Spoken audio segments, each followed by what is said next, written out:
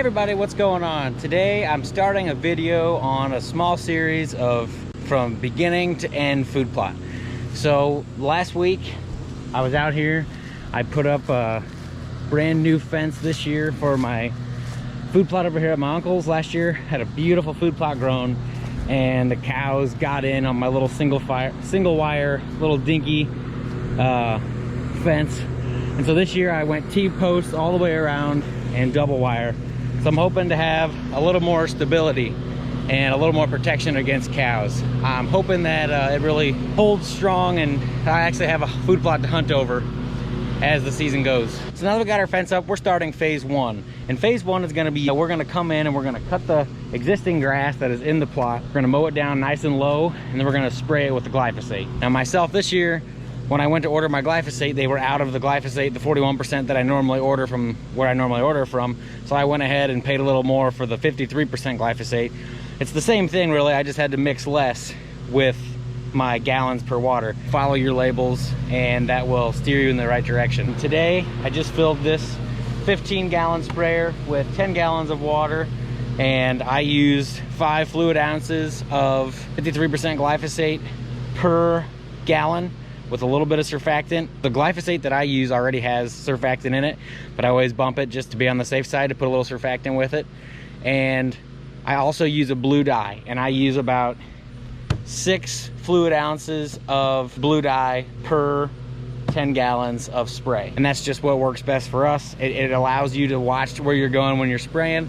So here in a little bit, I'm gonna have Dad on the bike, and he's gonna be riding around while I get a shot of him spraying and how it all works. Again, I just wanna reiterate, this is phase one, and we are cutting and spraying today, and spraying's up next. After this, we're gonna give it about 3 weeks to die, and I'm really just looking for a big rain event. I wanna be looking at that forecast through the rest of the month of August, and whenever I see 3 or 4 days of rain chance, I'm gonna try to get here the day before and get it all disked up, planted, fertilized, and then let the rain work the rest. All right guys, we finished cutting, now we're spraying. Still out here, I'm gonna get a close up here on our little homemade sprayer. You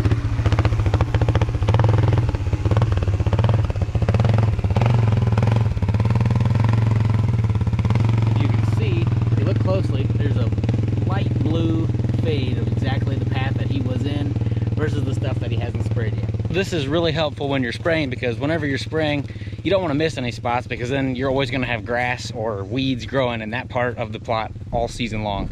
So we just add a little bit of light blue dye, and whenever it rains, it fades and washes away. Yeah, it just helps us to be able to see where we're spraying. It's a little helpful tip to maybe consider. It's pretty cheap. I think a 16-ounce bottle is like $15 or $20 on Amazon. So if you're interested, I suggest it. Now about our sprayer, that little sprayer is actually a little 3-prong boom sprayer from Amazon.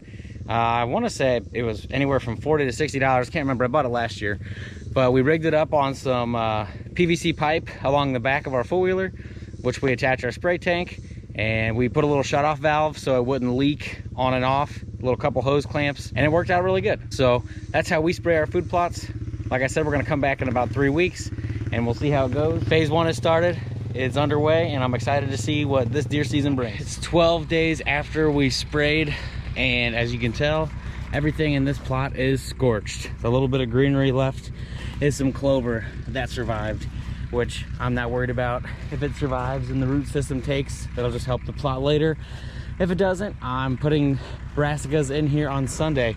But for now, I just wanted to give you an update. Here is the sprayed plot. Dad and I are out here. We got the tractor going. We're getting the disc weighted down. We're gonna come in here and disc this up, turn this dirt over, and we have rain chances Monday night, Tuesday, and Wednesday. That's my plan. We're out here today. It's Friday. We're flipping some dirt. The closest day I can get to the rain without affecting my busy schedule. So hopefully we can get some decent amounts of rain right after I plant. But for now, I just wanted to come out here and show you guys the before and after of spraying. Well, you can see the difference from green to dead, and I'm super excited. We got a good kill. Time to get in with the tractor and turn some dirt. We're in here, Dad's on the tractor. He's disking up some dirt while I do some filming. We're underway, and so far so good. We're gonna go over this 2 or 3 swipes each way, get her nice and broken up, and get a beautiful seed bed built. And I'm gonna come back in 2 days, cultipack it down, broadcast the seed, put down some fertilizer, cultipack it again, and we'll be on our merry way.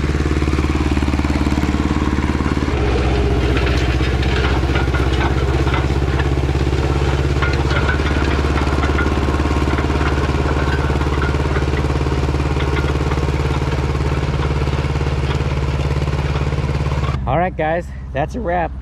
I'll let you rate the dirt for yourselves. We'll be back in 2 days to plant. All right, guys, we're back out here today. It's Sunday. It's been 2 days after we disc this, and I'm gonna take you through the steps of how we put seed in the ground. Before we go any further, we cultipack first. We got 300 pounds on the cultipacker, pulling it around with the four-wheeler.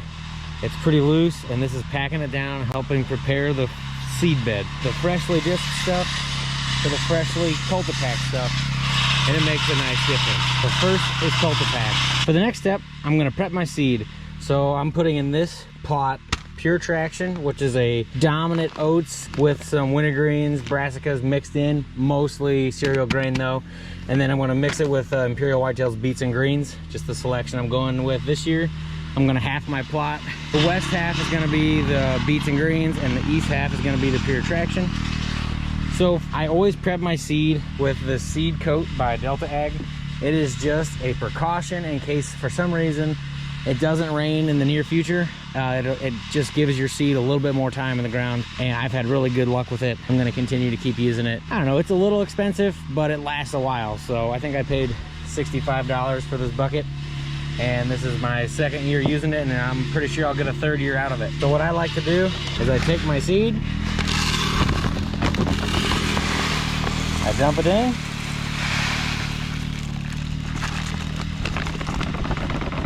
I'm gonna take my seed coat here, take my little scoop. Doesn't take a whole bunch. I'll sprinkle it on top. I gotta put my glove on because it's really dusty. Get my hand in there, and I mix it up. Trying to get all that seed, some seed coat on there, just in case we hit some drought. Fingers crossed, I got rain coming and rain in the forecast, so hopefully it doesn't matter too much, but I always err on the side of caution. I'm just gonna put a little bit more in there. And again, all that really does, it's a seed coat. It's supposed to help the seed make it through drought-like conditions if we don't hit rain. Give me a little better germination rate later on. Okay, we're all mixed up. I'm gonna pour it in my small seed spreader. And now, with that just a light mix, that one is ready to go. With my Pure Traction, it has a lot of oat seeds, which is a lot bigger. I use a bag spreader. I already got some loaded up from last stop. So I'm gonna actually make up a little bit more. Same thing, pour from bag to bucket, put some seed coat on it, pour it in there, and I'll be ready to roll. I got all my fertilizers set out. We're gonna go ahead and start broadcasting the seed and fertilizer. We just finished broadcasting the seed. As you can see, it's a little warm out here, a little sweaty. Not bad though, really, 82. So it's actually beautiful for this. But now we're taking a drag, just a chain link fence drag that I put together, some old chain link fence and some wire. It's about 6 foot wide. We pull behind the four-wheeler. You can see the difference covering the seed versus where it's been cultipacked. And this is our little chain link drag.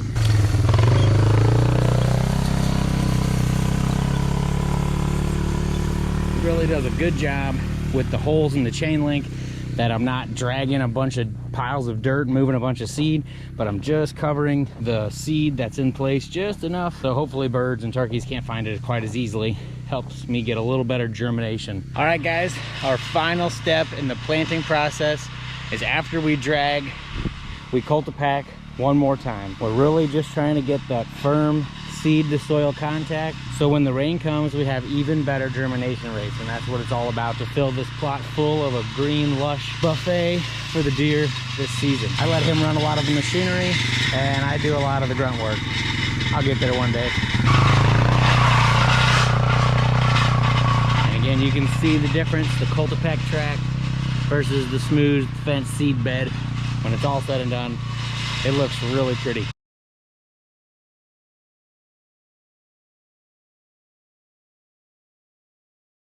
Hey guys, I'm out here today doing my 2-week check-in on this food plot here at my uncle's, and if you can see behind me in the camera, I got some green popping up. This plot on my left side, I planted Pure Traction oats with a couple of brassicas mixed in. Over my right shoulder, I put in some Imperial Whitetail beets and greens. The sprouts look good.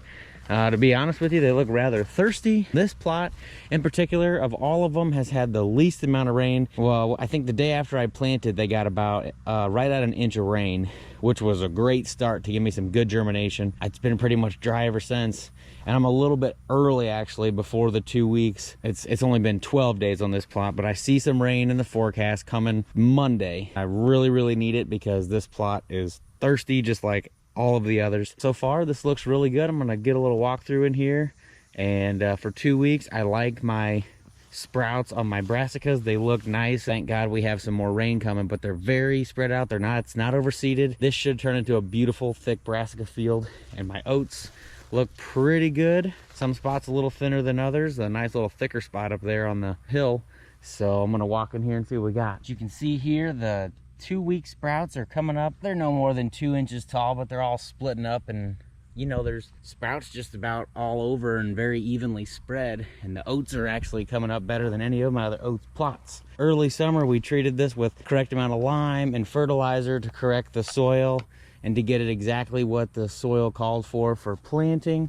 I think that's helping out so far. All of my germinations this year have been super good, but I have to credit it to the number one thing being rain. That inch of rain we got the day after we planted was just the ticket, and if I could have that every time, I'd have a lot more successful food plots. So far this is off to a great start. As you can see, it is really dry and hot, and this has actually been one of the most mild Augusts we've had that I can remember in quite some time. We are a little warmer today. We're near 90, and so we do have that going. But like I said, rain coming Monday, and then we're back to those cool temperatures like 80, 81, 82. Perfect growing temperatures. Get a little bit of rain on this plot, and this thing should really keep taking off. I'll be back in 2 weeks to check in. Hopefully we get more rain. Right now our rain report for the first 2 weeks is right at an inch. So we'll see if we can get another inch in the next 2 weeks. That would be phenomenal.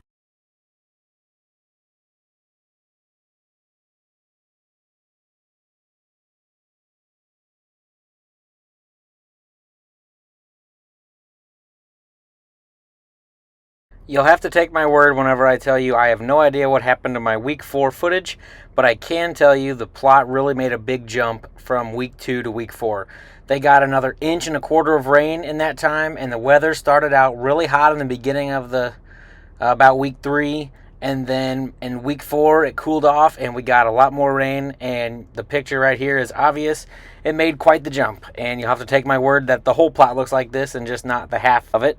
In my week 6 update, I'll have to show exactly how the whole plot looks and the last steps that I'm taking for my food plot. Until then, here is the week 4 food plot picture. It's coming up really good. I'm very happy with how it turned out, and we'll see what week 6 holds.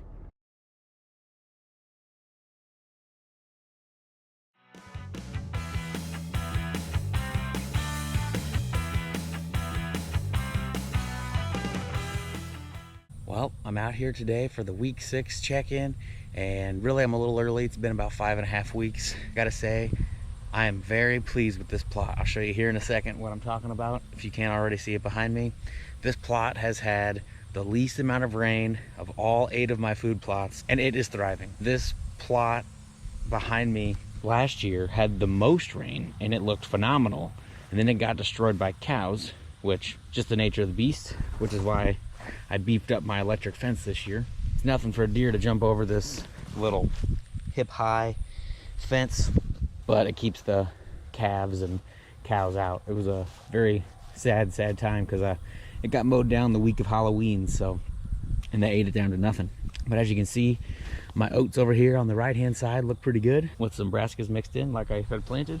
And then over here, my Whitetail Institute beets and greens look amazing.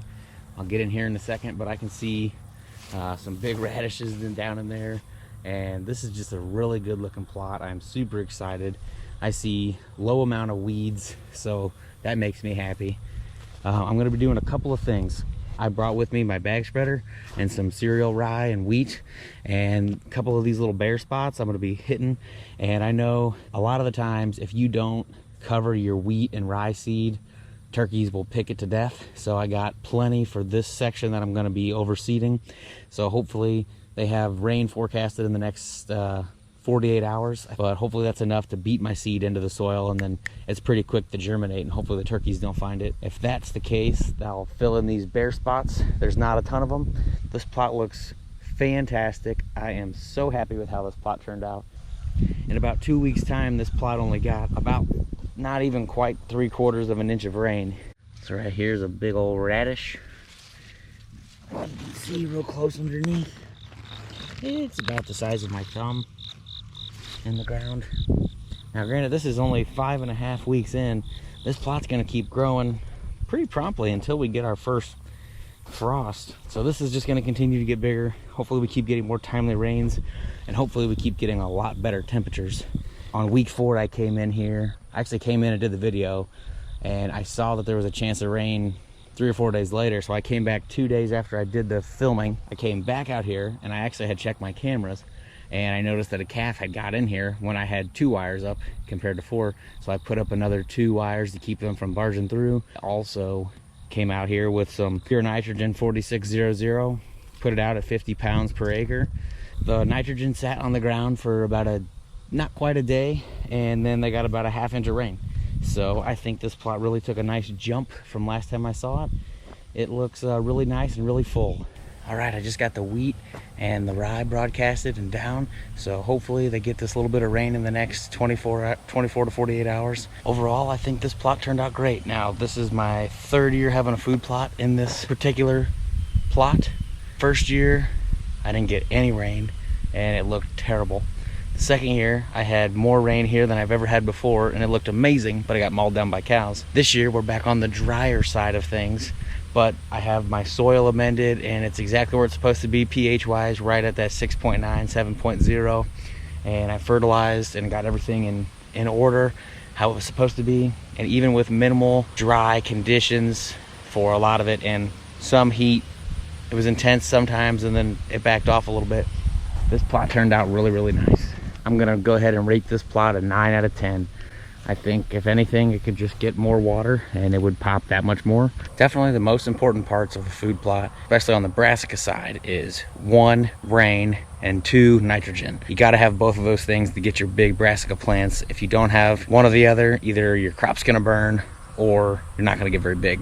So if you get both and you get timely rains and good temperatures, you can grow some really big plants and have quite the smorgasbord for your deer. I've really enjoyed making this food plot video. I hope it helps someone out there. If you like the video, I hope that you share it with somebody, or maybe use it yourself next year to reference back to see exactly the steps to help yourself grow a nice lush food plot. Again, thank you for watching. It's been so fun making this, and I hope you've enjoyed, and we'll see you in the next video.